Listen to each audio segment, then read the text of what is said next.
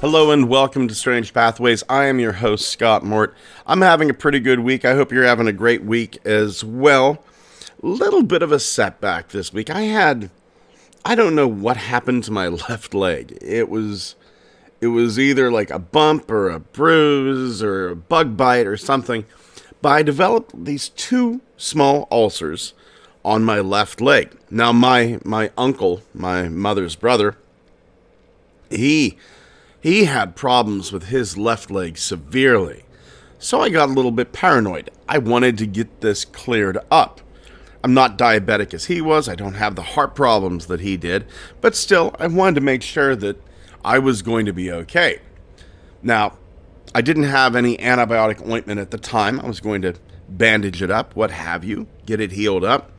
But I've healed up other stuff with tea tree oil.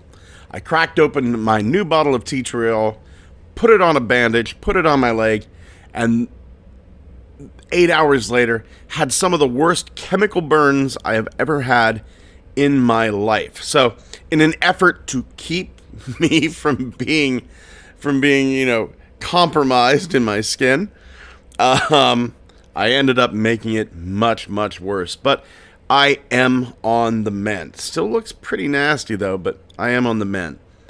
Anyway, on to today's tales.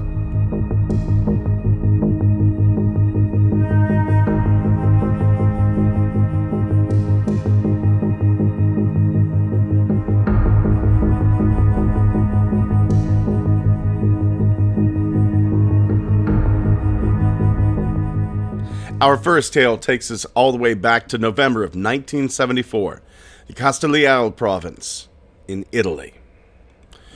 This is not a large city.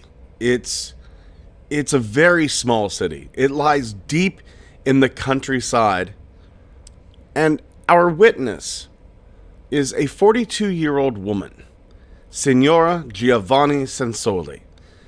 Now, she lives at Castelleale 5. She has no education. She's illiterate. She's in a peasant family. She has good health though, and she has 20/20 vision. Now, it's about 5:30 p.m. mid-November. She's attending to the animals in the farmyard beside the house. And they start to behave a little bit strange. These chickens and rabbits, they're running back and forth. They're terrified. They're hiding around any corner they can find. They're ducking underneath stuff.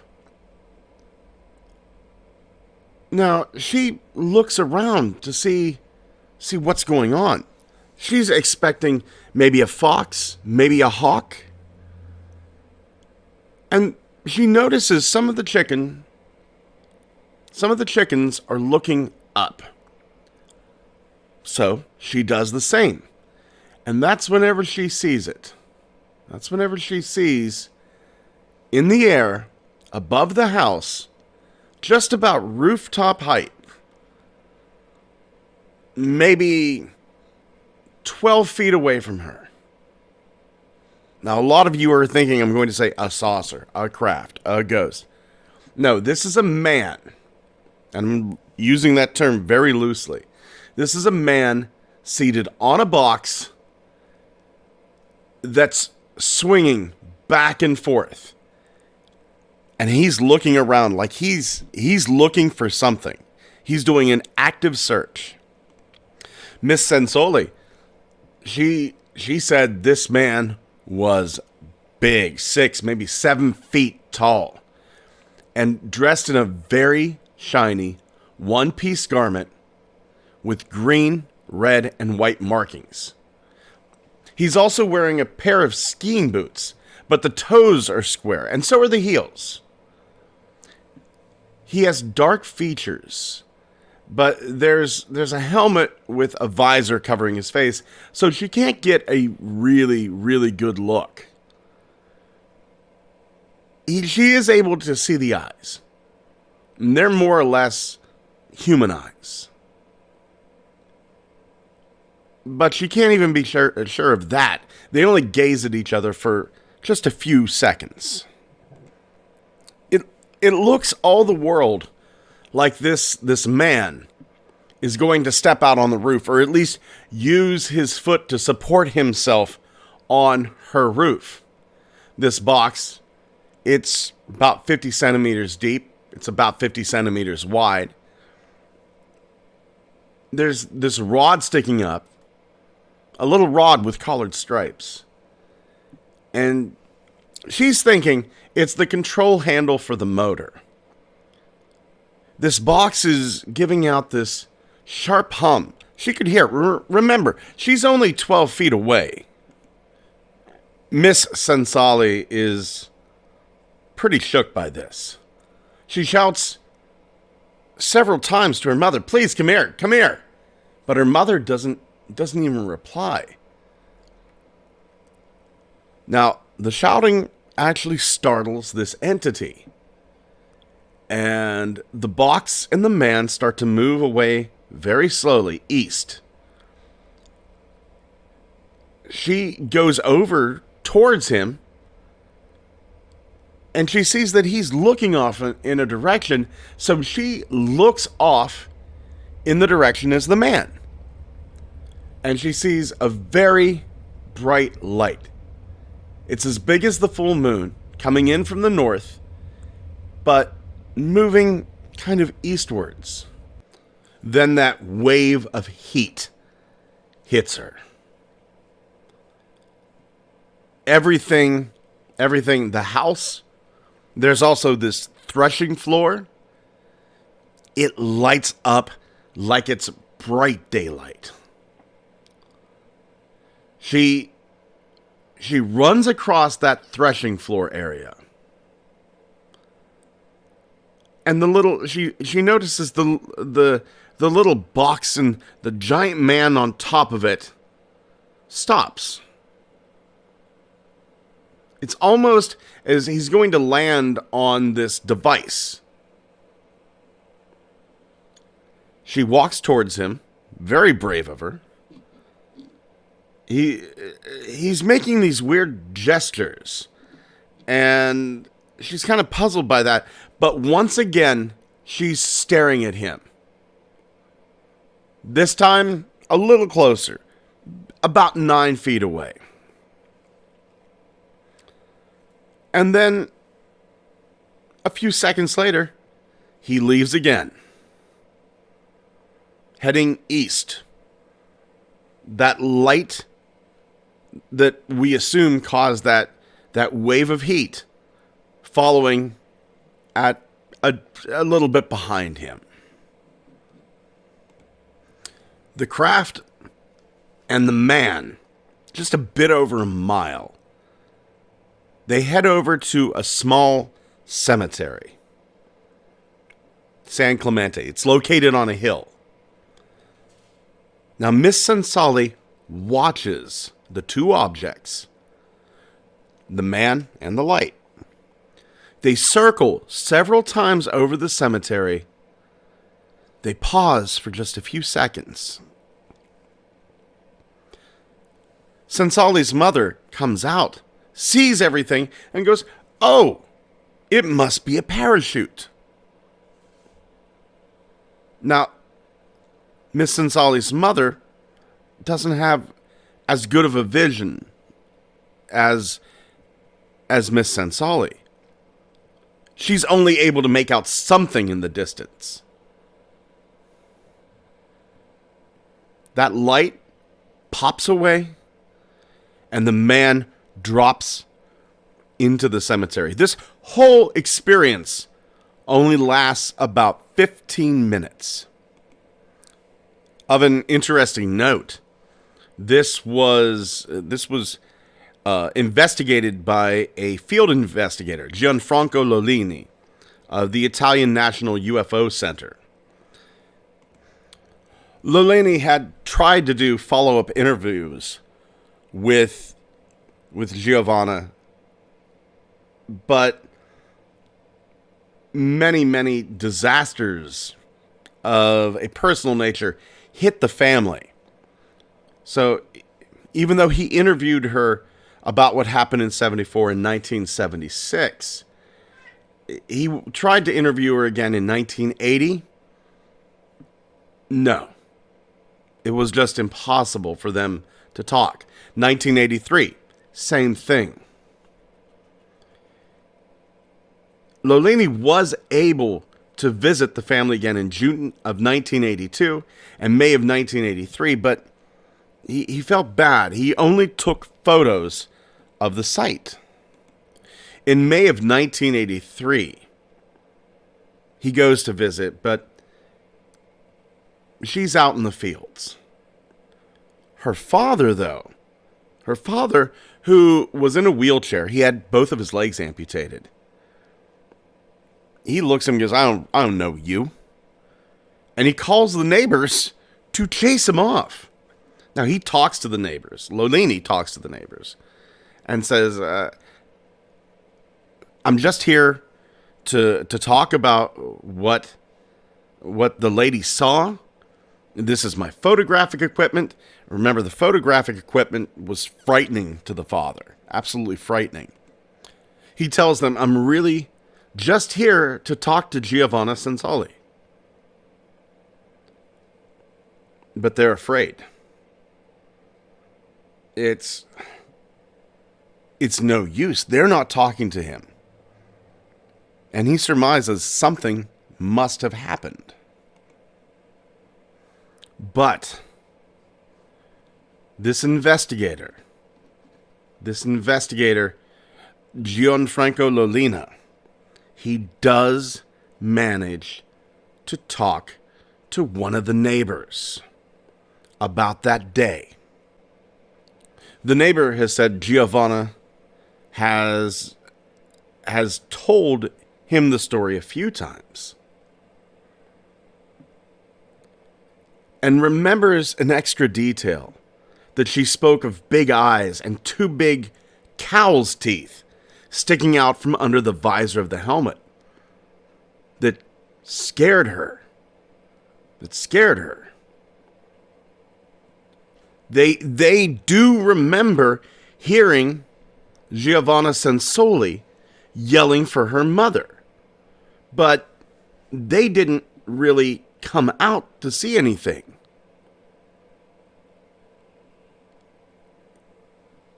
They thought they only needed her. What I find truly interesting about this case, and I've talked about this before, why the cemetery? Why did this craft, this entity, have an interest in that cemetery? The Men in Black phenomena, which I am extremely fascinated by. The Men in Black phenomena, they always talk about tight features, pale skin, wires, unusual behavior. Now, Men in Black, I believe it's a multifaceted phenomena. I believe that there are some government agents who are Men in Black. I believe that there are some private corporations that use agents that are identified as Men in Black. But I also believe that if you are going to interact with a civilization, if you're going to interact, well, civilization, not quite that, but intimidate a person one-on-one, and you don't look like them, why not use one of the scraps laying around? I mean, that's what they would see us as, scraps. Just a pile of spare parts. Why should you go to the trouble of cloning something, of building something, whenever there's an unused something laying right in the ground over there?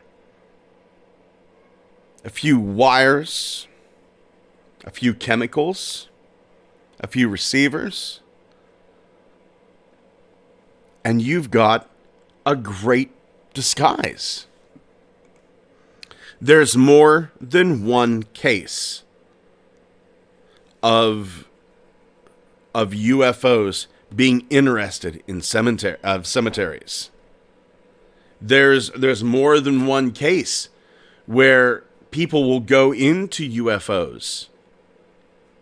People will go into these crafts and sometimes see people that they know for a fact are dead walking around.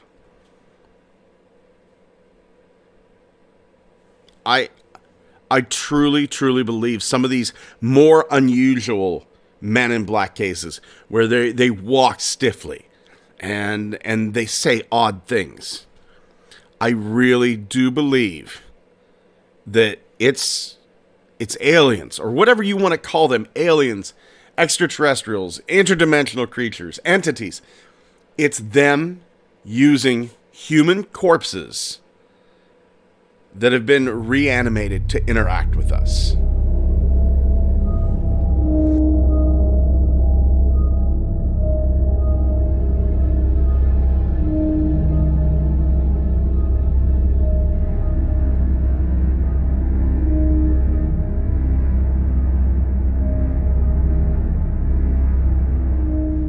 Our next tale takes us back to June 21st, 1983. The River Thames near Walton Bridge in the United Kingdom. This tale is from a Francesco S., who wrote into the 14 Times in 2017. Now, the Francesco, at around 8:30 a.m. on June 21st, 1983, they decided to walk along the River Thames to Walton Bridge. They're actually kind of hoping to see a friend, Joe. Joe's selling ice cream for the summer. So, kind of hoping, here's my buddy, get some ice cream. Sounds like a plan to me, quite honestly. Francesco gets to where he's expecting to find Joe, and he's there around 9 a.m., but he's not seeing his van anywhere. He decides that he's going to wait just a little bit, and he walks along the bank of the river.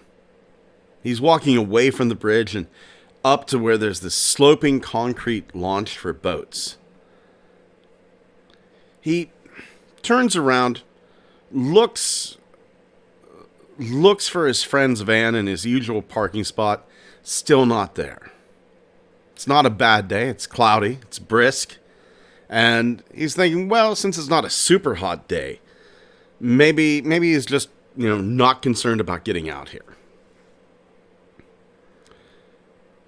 Francesco starts to wander back along the bank, decides he's going to walk home. He's seen no other person along this busy stretch of river. He has seen a few cars, but no other people. In fact, the closest people he can see are a couple of fishermen up on the bridge. He walks about 50 yards from the concrete launch, and he hears this splash. He thinks it might be a big fish. He turns around. He's kind of interested. He likes to go fishing himself. There's this spot that he had only passed just a moment before. And there's a girl standing there, just a few years younger than him. She's maybe 18 or 19. She's bending down and looking at a dog that's swimming in the river. He turns around, decides to go back home. Steps just a few times and he goes, no, this is a pretty girl. Go talk to her. Maybe, fingers crossed, maybe I'll get a date out of this. She is very attractive. So he does the red-blooded male thing. He walks around and says, "Hi, are you an art student on leave too?" And she just looks at him and goes, "No, I'm just walking my Nana's dog." The girl was beautiful, Jet black hair, white, faultless skin, plump, full red lips, stunning emerald green eyes. She's gorgeous. And the dog in the water? Now, he can only see the dog's head as it's swimming in the water, but he can tell this is a large black dog. They chat a little bit further. He finds out her name is Nicola and that she lived up in Streatham.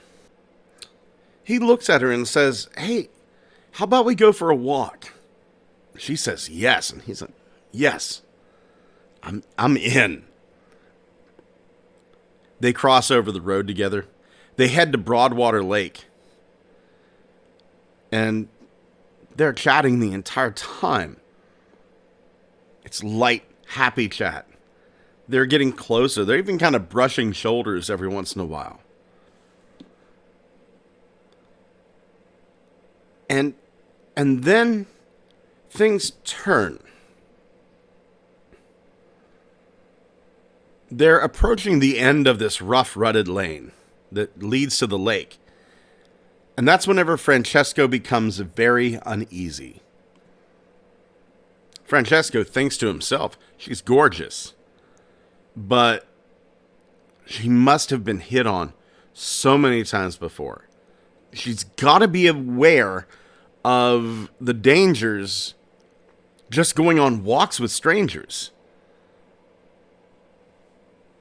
And here she is, alone with a stranger, in a dark, secluded spot. And then it hits him. It's dark. It's daytime, and I'm in a dark spot. The hairs all over Francesco's body stood on end. He doesn't know why, but he asks her the first thing that comes into his head. It's a pathetic question. Even he admits that. But he asks, "Do you know why the 23rd is called Midsummer, although today is the solstice?" This thought came from nowhere. And he thinks it sounds stupid even coming out of his mouth then. But Nicola, the effect it has on Nicola is odd, to say the least. Nicola stops in her tracks, and her face twisted and angry. Her eyes narrow into slits, her nostrils flare. "Why are you asking me this? Why do you think I would know that? Do you think I know?" Francesco is shocked. At this point, in his head, he's going, "Oh, this is an escaped mental patient." And even though he's a heavily muscled man, he's in shape, he's scared. There's this weird, awkward silence.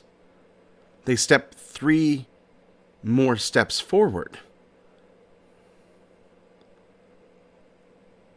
All of a sudden, Nicola turns around and goes, "Oh, hi, you're here." Francesco turns, looks over his left shoulder, and sees, no more than 3 feet away from him, a giant of a man standing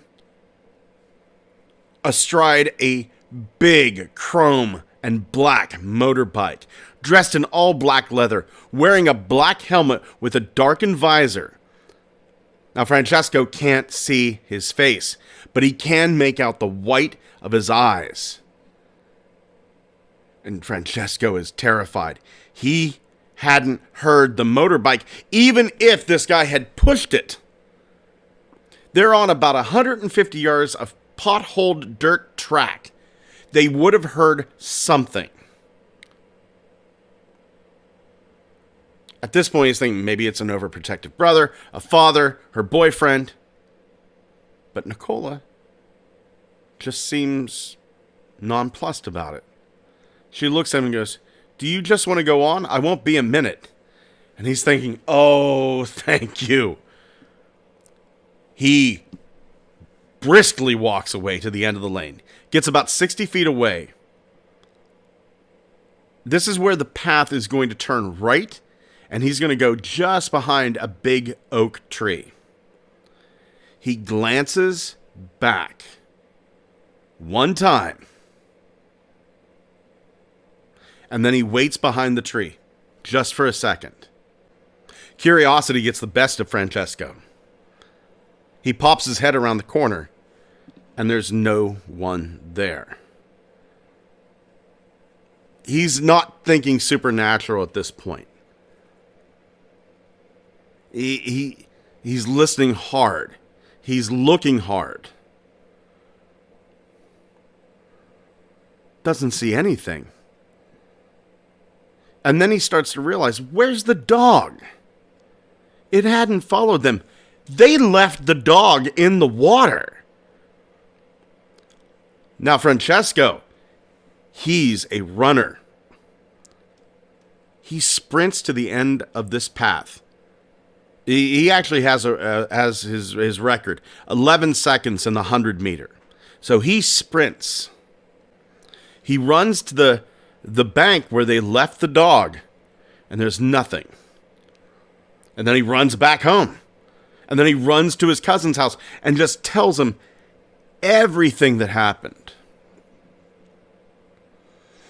Now, for many years afterwards, same time, same place, he visits the site of this, and nothing strange happens.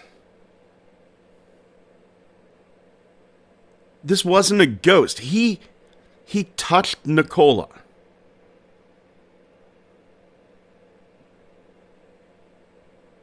But what was this? Was this some sort of specter made solid? Was it some sort of trick, a lure to get him into trouble? And if it was, why let him go? Maybe this was a glimpse into another reality.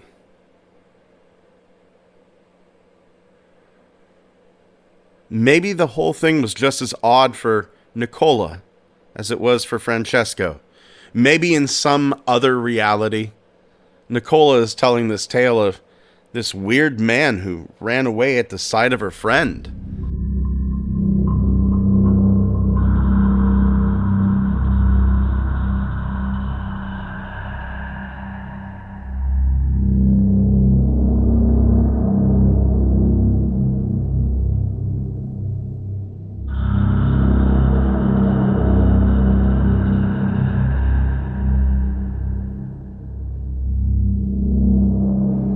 Our last tale is going to span many, many nights.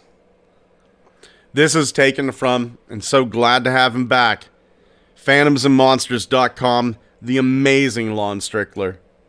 It's one of the few websites I go to every single day. So, this is coming from an anonymous source. This is starting out in Ventnor, New Jersey, around December 1st of 2022.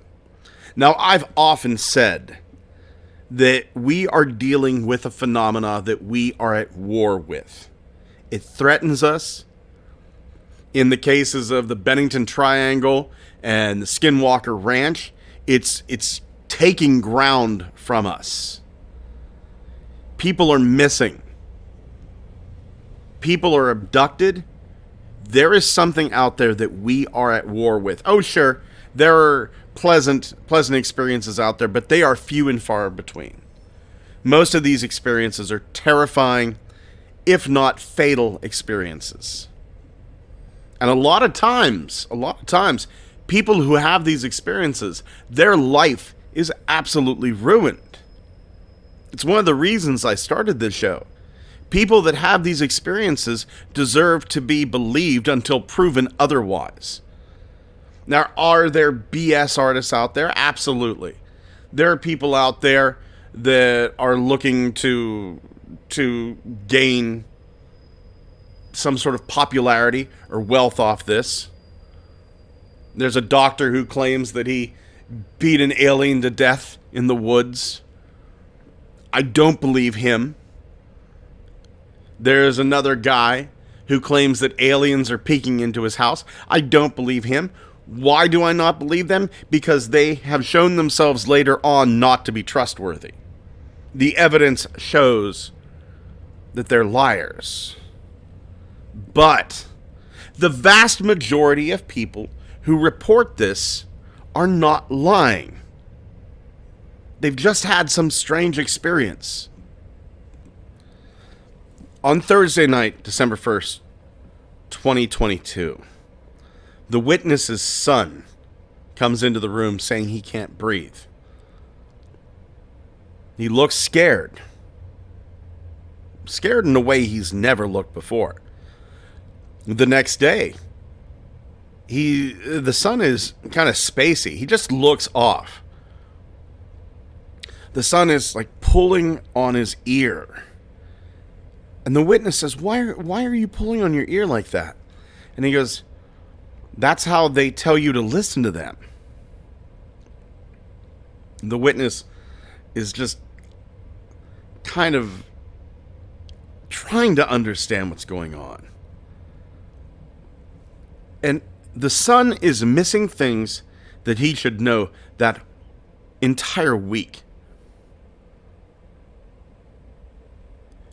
12 days go by. The son comes home talking about space missions, Atlantis, lost cities, voices in his head. It said, break your grandmother's crystal glass. It's enough. They're taking him to the hospital. The witness tells their son, and I do this with my wife. If I had kids, I'd do it with them too. But just about every half hour, they tell their son that they love them. They have a strong bond. The son looks at her and says, why do you do that? Now, this is just an 8-year-old kid. He's never asked that. Then the son starts hitting himself. He says they have control over his body. They're in the hospital, and the witness is singing a song that the son had made up as a toddler. The doctor's in the room, and all of a sudden, the son starts to bang his head on the metal bar of the bed. The son's screaming, they want you to move out of the area. We figured out what they were doing.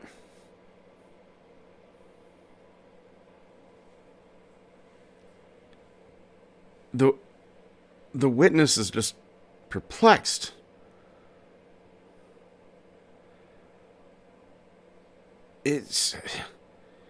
The school friends are no longer the same either. It's not just the son. The son's best friend didn't know his mother's name. Now, kids change, but this is all in one day. The son then tells the mother they were abducted. And the mother kind of gets to it and goes, yeah, I think I was abducted. They have weird dreams. The night that they were taken, they woke up in a puddle of water. The witness goes to their mother, tells them all of this. And the mother gets really mean. She's normally not like that. She kicks them out of the house. And she tells them to go live with their father. The father that has not spoken to them for 5 months.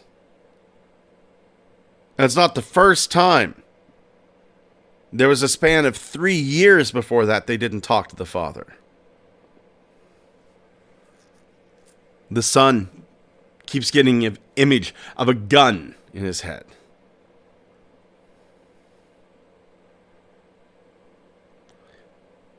The entities that took them,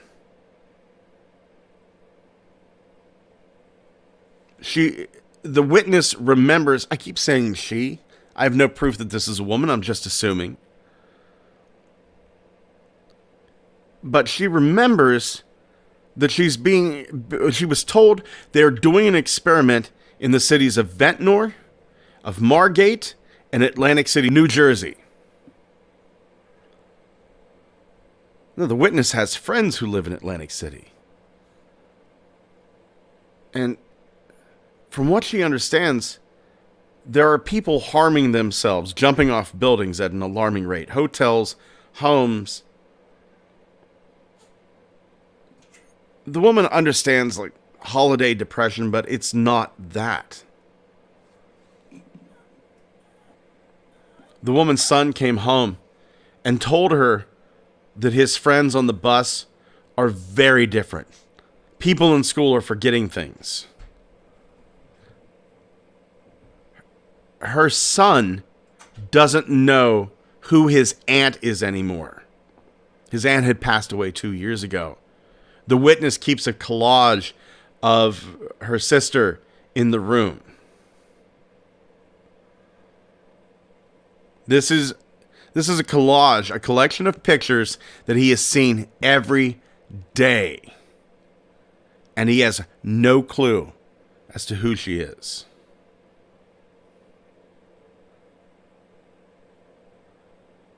This woman's life, because of an experience she did not ask for, has been turned into an absolute living hell. She is absolutely convinced that the towns of Ventnor, Margate, and Atlantic City need help.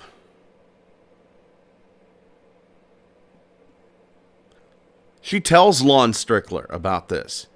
She tells him that she used to go take pictures of the sunset, and she started noticing aliens in the pictures.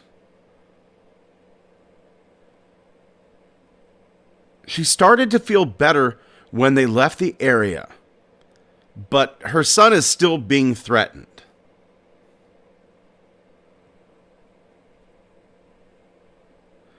On December 13th, 2022, and she uses the term they to describe the aliens. She doesn't call them aliens. She just calls them they. They told him on December 13th, 2022, that all his friends would be kidnapped and taken to another planet. They're living in a homeless shelter right now. They're very, very scared. Now, the witness sent Lon Strickler several photographs. He's hesitant to post them. I don't blame him. He believes they're too personal.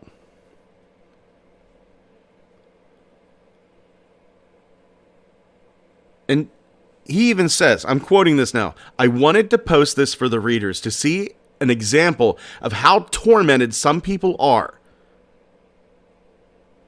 Whether these are factual events or illusions. This all deserves to be investigated. And no matter what, if this is 100% true or it's 100% false, no matter what, this woman needs help. It's real easy to point and laugh, but this woman and her children need help. Do I have any listeners out there from that area? Are there any listeners that I have right now that are in Ventnor, Margate, or Atlantic City, New Jersey, or have family there? Please get back to me. Let me know.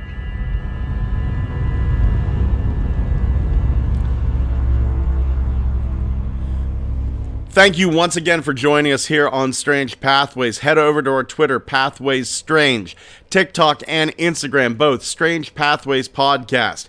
Head over to our Facebook. We're going to have a few images up there of those tales that we had today. Sorry, I'm stumbling a little bit. You have no idea how many times I paused this podcast that I record today to cough or to fix some sort of word bubble. I've been stumbling all over the place today. Bear with me here. If you'd like to email us, please, strangepathwaysmail@gmail.com. Especially if you're from Ventnor, Margate, Atlantic City, or have family there. I want to know. Even if you've seen nothing, I want to know. I want to know, especially from that last story. Head over to our YouTube channel. Like, comment, subscribe. Tell a friend, tell a family member. You know you have somebody out there in your life that would love this show. Also, one final thing. I was sent an image. All I know is that this image was sent in from somewhere in Pennsylvania on a trail cam. I don't have any story behind it. If anybody knows what this image is from, the only thing I have to go off of is from an entity captured on a trail cam in Pennsylvania. That's all I have to go on. I've done a reverse screen search, everything. Can't find it. Head over to the Facebook page or the Instagram or over on the Twitter. The image is going to be there. If you know anything about this, please let me know. That email, once again, strangepathwaysmail@gmail.com. Thank you once again for listening. Take care of yourselves and each other.